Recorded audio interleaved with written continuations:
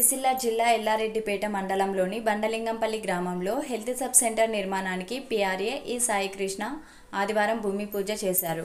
ఈ సందర్భంగా సిరిసిల్ల నియోజకవర్గం ఇన్ఛార్జ్ కేకే మహేందర్ రెడ్డి మాట్లాడుతూ ప్రభుత్వం ప్రజలకు మెరుగైన వైద్యం అందించేందుకు రాజన్న సిరిసిల్ల జిల్లాలో 16 హెల్త్ సబ్ సెంటర్లు మంజూరు చేసినట్లు తెలిపారు.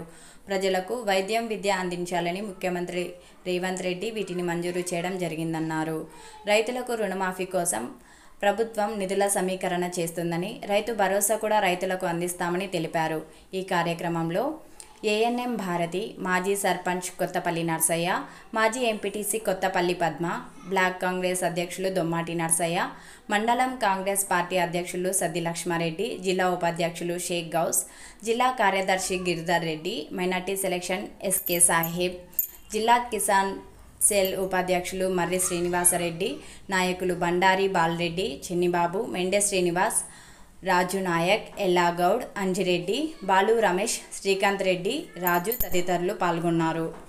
ఈ యొక్క ప్రభుత్వం ముందుండి తీసుకెళ్తుందని చెప్పి తెలియజేస్తూ, ఇంకా ఇంతేకాకుండా ఇక్కడ సిరిసిల్లలో ఉన్న హాస్పిటల్ ఏదైతే ఉందో ఏరియా హాస్పిటల్లో అందులో కూడా అనేకమైన హంగులను కల్పించి అనేకమైన వింగులను ఏర్పాటు చేసి సూపర్ స్పెషాలిటీ డాక్టర్లను కూడా తీసుకొచ్చే ప్రయత్నం మేము చేస్తున్నాం. ఎందుకంటే ఇవాళ గవర్నమెంట్ హాస్పిటల్ కూడా గవర్నమెంట్ కాలేజ్ కూడా అక్కడ ఉంది కాబట్టి దానికి కావాల్సింది సూపర్ స్పెషాలిటీ డాక్టర్లు కూడా రావాలి.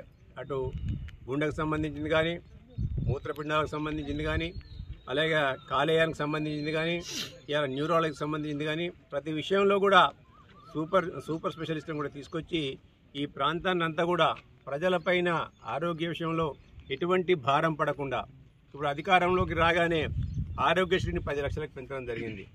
అదే మాదిరిగా ఆర్థికంగా ఎన్ని ఇబ్బందులు ఉన్నప్పటికీ కూడా ఇలా రాష్ట్రం 7 లక్షల కోట్లు అప్పులోకి నెట్టబడ్డప్పటికి కూడా ఇలా ఆర్థికంగా ఒడిదుడుకులు ఉన్నప్పటికీ కూడా ప్రజల సంక్షేమ దిశగా సంక్షేమాన్ని అభివృద్ధిని 2 కళ్ళుగా తీసుకొని గౌరవ ముఖ్యమంత్రి రేవంత్ రెడ్డి గారు ముందుకు తీసుకెళ్తున్న వైనాన్ని మీరు అందరూ కూడా చూస్తుండే.